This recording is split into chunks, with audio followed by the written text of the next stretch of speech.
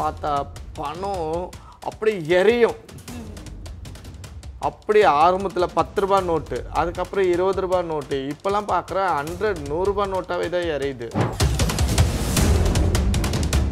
தூக்கி இறக்கிறீங்களே, பறக்குத பணமழை பெய்யுது அந்த இடத்துல. ஒவ்வொரு ஏரியாவிலேருந்து ஒவ்வொரு போலீஸ் ஸ்டேஷன்லேயும் தனித்தனியாக ஒரு 10 திருநங்கைகளை கூப்பிட்டு விசாரித்தாங்கன்னா தெரிஞ்சிடுங்க எல்லாம் உண்மையுமே.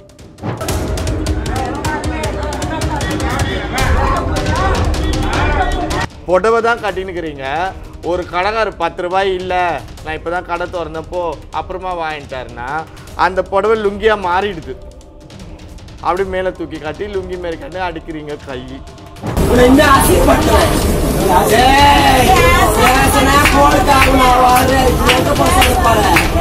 ஏன்னா போவாததுக்கு காரணம் என்னோட எப்படி சொல்லுது மாஜி ஹஸ்பண்ட், என்னோட புருஷன், பழைய காலத்து புருஷன் இன்பான்னு சொல்லக்கூடியவங்க ஒருத்தவங்க அதில் ஒரு கல்நாயக்கா இருக்காங்க.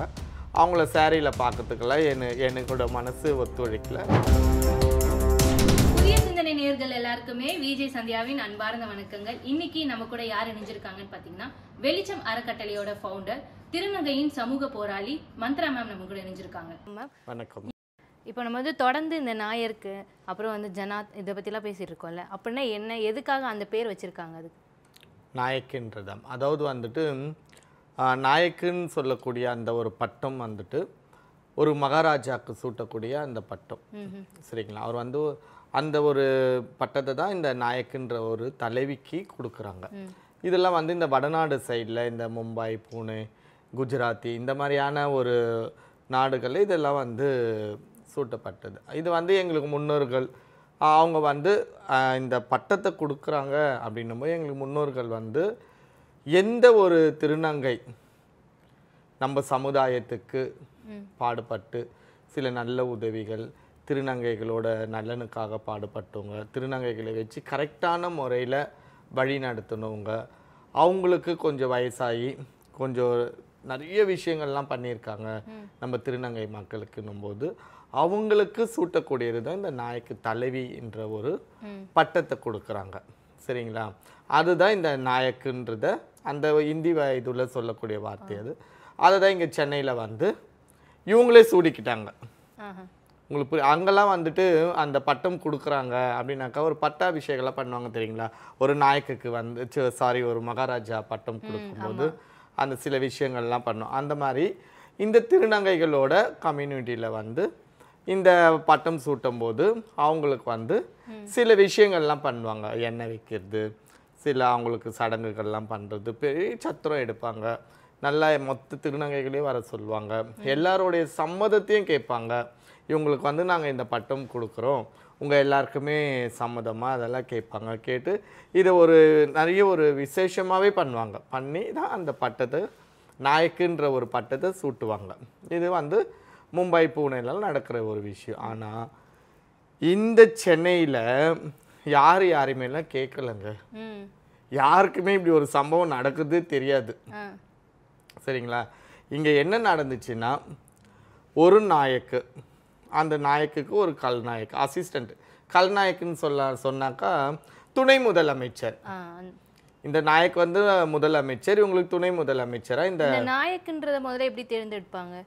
அவங்களே எடுத்துருவாங்களா, இல்லை நாங்கள் தான் நாயக்கா இருக்க போகிறோம்? அதுதான் இப்போ சொன்னேன் நம்ம. அதாவது ஒரு நாயக்குன்னு நம்ம தேர்ந்தெடுக்கிறதுக்கு அவங்க சில விஷயங்கள்லாம் நம்ம திருநங்கை மக்களுக்கு பண்ணியிருக்கணும், சில நல்ல விஷயங்கள்லாம் பண்ணியிருக்கணும், அவங்கக்கிட்ட நிறைய திருநங்கைகள் இருக்கணும்.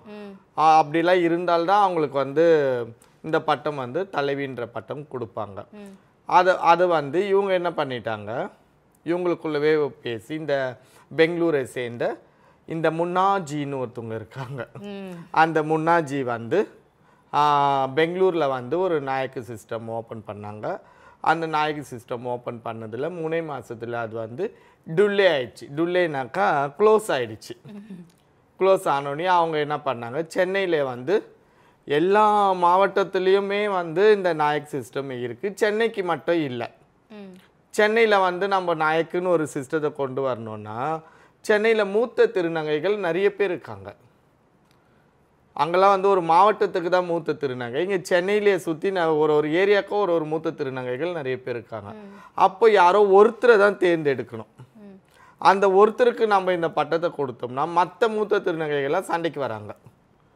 இது எப்படி இதை வந்து சரி பண்ணுறதுன்னு சொல்லி இவங்களே ரொம்ப நாளாக ரொம்ப வருஷமாக இதை வந்து யோசித்து வைக்கும்போது கடைசியாக இந்த முன்னான்றவங்க ஒரு ஐடியா கொடுத்து ஒவ்வொரு ஏரியாவுக்கும் ஒவ்வொரு நாயக்கு, யாருக்கும் சண்டை வேணாம், இந்த ஏரியாவில் ஒருத்தர் உருவாக்கிக்கோங்க அப்படின்னு சொல்லிட்டு ஒவ்வொரு அதாவது சென்னையில் வந்து மொத்தமாக ஒரு 7 வீடு சொல்லுவாங்க, பெரியவங்க வீடு.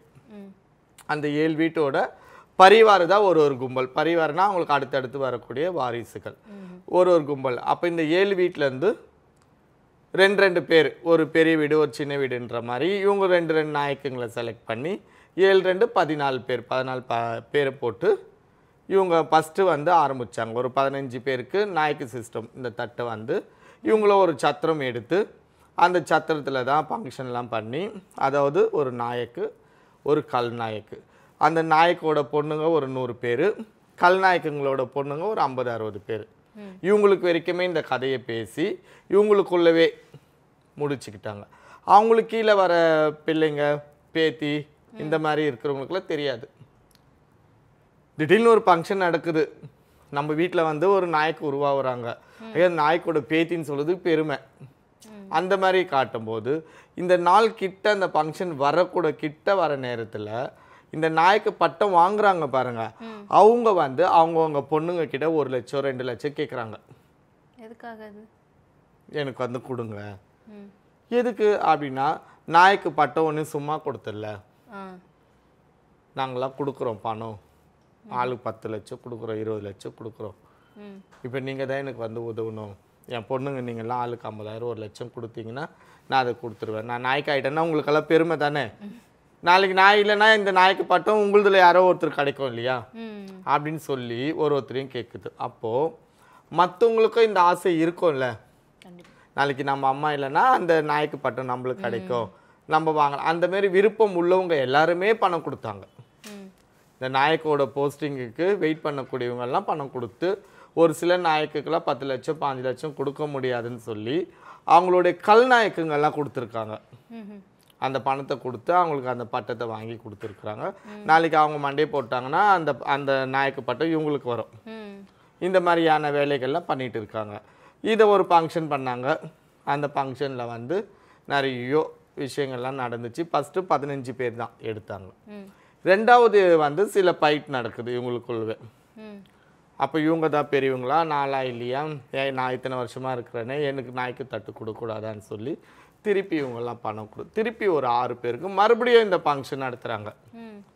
சரிங்களா, மொத்தம் 21 பேர் ஆகிட்டாங்க. 21 ஏரியாவுக்கு அந்த மாதிரி சொல்லி இவங்களுக்குள்ளவே உங்களுக்கு வந்து இப்போது மற்ற மாவட்டங்களில் பார்த்தீங்கன்னா மும்பை பூனாலேருந்து பெரியவங்க வந்து எண்ணெய் வச்சு இவங்களுக்கு அந்த பட்டத்தை கொடுப்பாங்க.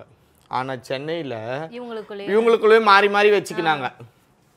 இவங்களுக்கு என்ன வச்சுது யாரு? ஒரு பட்டம் கொடுக்குறவங்கன்னா ஒரு மூத்த திருநங்கை பெரியவங்க வந்து அவங்க கையெல்லாம் எண்ணெய் வச்சு தான் உனக்கு அந்த பட்டத்தை சூட்டுவாங்க. இவங்களுக்கு யாரு எண்ணெய் வச்சுது? தனக்கு தான் ஒருத்தர் நான் உனக்கு வைக்கிறேன் நீ எனக்கு வை, நான் உனக்கு வைக்கிறேன் நீ எனக்கு வை, இவங்களுக்குள்ளே வச்சுக்கின்னு இவங்களுக்குள்ளே உட்காந்துன்னு இவங்களுக்குள்ளே நாயக்கு பட்டம். இவங்களாம் நாயக்கு, இவங்கெல்லாம் தலைவிகள், மற்றவங்களாம் இவங்களுக்கு கீழே. இது எப்படி ஏற்றுக்கிறாங்க எல்லாருமே?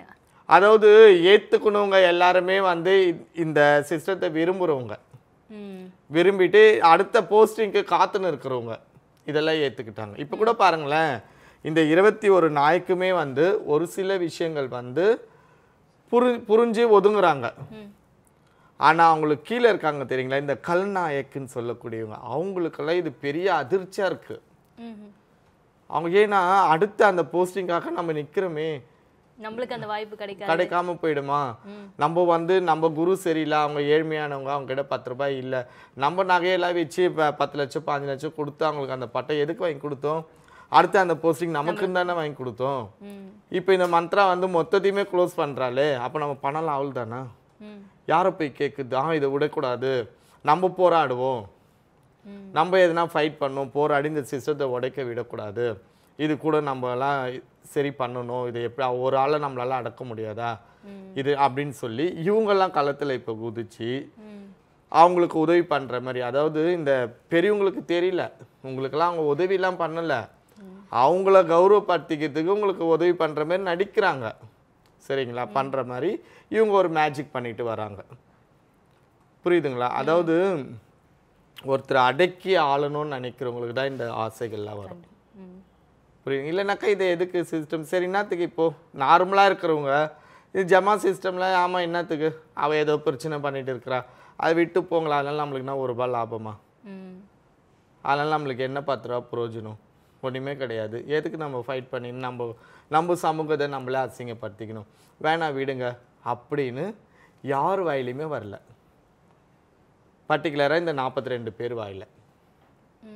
ஏன்னா இவங்க மட்டும்தான், மிச்ச பேர் எல்லாருமே பாருங்கள் நிறைய பேர். அதாவது ஒவ்வொரு ஏரியாலையும் ஒவ்வொரு போலீஸ் ஸ்டேஷனில், ஒவ்வொரு ஏரியாவிலேருந்து ஒவ்வொரு போலீஸ் ஸ்டேஷன்லேயும் தனித்தனியாக ஒரு 10 திருநங்கைகளை கூப்பிட்டு விசாரித்தாங்கன்னா தெரிஞ்சிடுங்க எல்லாம் உண்மையுமே.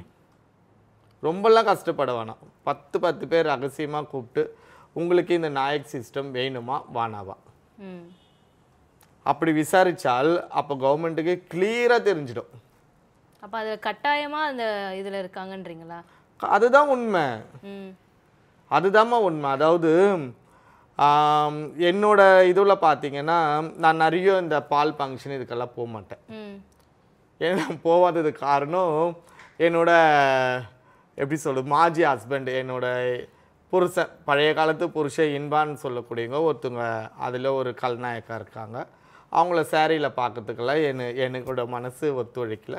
நான் அதுக்காக நிறைய விஷயங்கள் போக மாட்டேன். அதுக்கப்புறம் நான் அதெல்லாம் வீடியோலாம் பார்ப்பேன். நான் ஒரு இந்த 3 வருஷத்துக்கு ஒரு 5-6 ஃபங்க்ஷன் தான் நான் போயிருப்பேன். அப்போ வீடியோலாம் பார்த்தா பணம் அப்படி எரியும். அப்படி ஆரம்பத்தில் ₹10 நோட்டு, அதுக்கப்புறம் ₹20 நோட்டு, இப்போல்லாம் பார்க்குறேன் 100 நோட்டாகவே தான் எரியுது. அதுமாதிரி பணம்லாம் எரியும். ஒவ்வொருத்தவங்களையும் பார்த்தாக்கா எப்படி சொல்கிறதுனே தெரியாது. அந்த மாதிரி நகை, ட்ரெஸ்ஸிங் எல்லாமே. அப்போ நான் யோசிக்கிறேன், எப்படி இவங்கெல்லாம் இப்படி இந்த 3 வருஷத்துக்கு முன்னாடி இவங்க நார்மலாக தானே நம்ம ஏரியாலே வந்து ஏசவை கேட்பாங்க, இப்போ எப்படி இவ்வளோ பணம்லாம் இறக்கிறாங்க? அதில் ரொம்ப மனசு கஷ்டமாகுதுன்னா நம்மளோட திருநங்கைகளோட வாழ்வாதாரத்துக்கு வழி இல்லைன்னு சொல்லி தான் நம்ம ஒவ்வொரு கடையிலையும் போய் கை நீட்டி ₹10 யாசகம் கேட்குறோம். அதே ₹10 நீ அசால்ட்டாக தூக்கி இறைச்சி அதை உங்கள் காலில் மிதிக்கும் போது உங்களுக்கே உள் மனசு குத்தாது?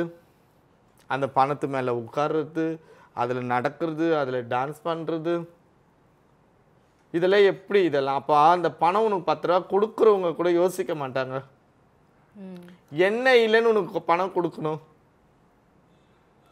நல்லா அதாவது ஒரு சாதாரண ஒரு ஆம்பளை பொம்பளை ஒரு ஹஸ்பண்ட் அண்ட் ஒய்ஃபு கிட்ட இல்லாத நகை நட்டெல்லாம் கூட உங்ககிட்ட இருக்குது. சரிங்களா? ஒரு இப்போ ₹50 கிடைச்சாலே கூட ஒரு பொண்ணு வந்து அசால்ட்டாக ஒரு சிம்பிளாக ஏதோ ஒரு குழம்பு வைப்பாங்க ஒரு வீட்டில். அவங்கக்கிட்ட இல்லாத பணம்லாம் கூட உங்ககிட்ட இருக்குது. தூக்கி இறக்கிறீங்களே, பறக்குத, பணமழை பெய்யுது அந்த இடத்துல. அப்படி இருக்கும்போது இதுக்கு மேலே நீங்கள் ஏன் போய் ஏசங்க கேட்குறீங்க?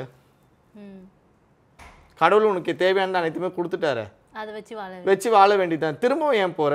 ருசி கண்ட பூனை வந்து விடாது. சரிங்களா? துரத்திக்கிட்டே இருக்கும். அந்த ஒவ்வொரு ₹10 நோட்டும் அந்த ₹50 ₹100 நோட்டும் இறக்கிறீங்களே, நீங்கள் போய் ரோட்டு மேலே நின்று விடிய விடிய கண்ணு முழிச்சிங்கன்னா அந்த பணத்தோட அருமை உங்களுக்கு தெரியும். கரெக்டுங்களா? நீங்கள் போய் இந்த வயசில் ஒரு கடையாக போய் கை நீட்டினீங்கன்னா அதோட அருமை தெரியும். சரிங்களா? இவங்களும் இந்த 3 வருஷத்துக்கு முன்னாடி இந்த வேலைலாம் பண்ணவங்க தான். இப்போ வந்து இவங்க ரெஸ்ட் எடுத்துட்டாங்க. அதை இவங்க தலைவி ராஜாவாகிட்டாங்களே, அப்போ இவங்களுக்கு வந்து சம்பாரிச்சு கொடுக்க ஆள் இருக்கு அப்படின்றதுனால அந்த பணத்தோட இது தெரியல. அதுக்கு அவங்க சொல்கிற டைலாக் என்ன தெரியுங்களா? இது வந்து வடநாட்டு எங்களோட கல்ச்சர், இது எங்களுக்கெல்லாம் வடநாட்டில் எல்லாமே நாங்கள் இப்படி தான் பண்ணோம், இது வடநாட்டு கல்ச்சரு அப்படின்னும் போது இது வடநாடு கிடையாது, இது சென்னைமா. சென்னை வாசிகள் சென்னையாகவே வாழுங்க. ஒரு ஹிந்திக்காரங்க வடநாட்டில் பண்ணுறது நீங்கள் ஏன் சென்னையில் பண்ணுறீங்க? சரி, வடநாட்டில் கூட பார்த்தீங்கன்னா அவங்களோட கல்ச்சரில் திருநங்கைகளோட கல்ச்சர் எவ்வளவோ இருக்குது. பெருமையாக சொல்லக்கூடியதில் எவ்வளோ விஷயங்கள் இருக்குது. அதில் பாருங்கள், அவங்களோட ட்ரெஸ்ஸிங்கே வேறு மாதிரி இருக்கும். ஒரு முக்காட் போட்டு அவங்க ட்ரெஸ் வேறு மாதிரி பண்ணியிருப்பாங்க. அங்கெல்லாம் பார்த்தீங்கன்னா ஒரு ஒரு திருநங்கைகளும் ரவுடிகள் மாதிரி இருக்க மாட்டாங்க, பார்த்தா பொம்பளை மாதிரி இருப்பாங்க. நீங்கள் பார்த்துருக்கீங்களா? வடநாட்டு திருநங்கைகள்லாம் பொம்பளை மாதிரி இருப்பாங்க. அவங்களாம் பார்த்தீங்கன்னா ஒரு டோலா காட்சின்னு கூட ஒரு 10 திருநங்கைகளோட போய் ஒவ்வொரு வீடு வீடாக கூட போய் கலெக்ஷன் பண்ணுவாங்க, ஒரு பாட்டு பாடுவாங்க, ஒருத்தர் டான்ஸ் பண்ணுவாங்க. அங்கே ஒரு 100 ரூபானது 500 ரூபா கூட வரும், 1000 ரூபாய் கூட வரும். அதை மொத்தமாக எடுத்துன்னு வந்து பிரித்து எல்லாருமே ஷேர் பண்ணி அவங்கவுங்களோட லைஃப்பை என்ஜாய் பண்ணுறாங்க. நீங்கள் என்ன பண்ணுறீங்க சொல்லுங்கள்? புடவை தான் கட்டினுக்கிறீங்க. ஒரு கடைக்கார் 10 ரூபாய் இல்லை, நான் இப்போ தான் கடை திறந்தப்போ அப்புறமா வாங்கிட்டாருன்னா அந்த புடவை லுங்கியாக மாறிடுது. அப்படி மேலே தூக்கி காட்டி லுங்கி மாரி காட்டி அடிக்கிறீங்க கை. அவங்களுக்கும் உங்களுக்கும் எவ்வளவோ இருக்குது வித்தியாசம். சரிங்களா? அதேமாதிரி வடநாடு ஃபங்க்ஷனு உணவுகள் கூட வந்து வேறு தான். அதெல்லாம் கொண்டு வாங்கம்மா சென்னைக்கு. அது எல்லாத்தையும் விட்டுட்டு அந்த இறக்கிறத மட்டும் ஏன் கொண்டு வந்துக்கிறீங்க? ஏன்னா அதுதானே உங்களுக்கு தேவை. அந்த காசு மட்டும்தான் தேவை. தேவை. அதனால அதை மட்டும்தான் கொண்டு வந்திருக்கீங்க, மற்றதுல எதுவுமே கிடையாது. தொடர்ந்து பேசலாம். நன்றி. நன்றி. தேங்க்யூ.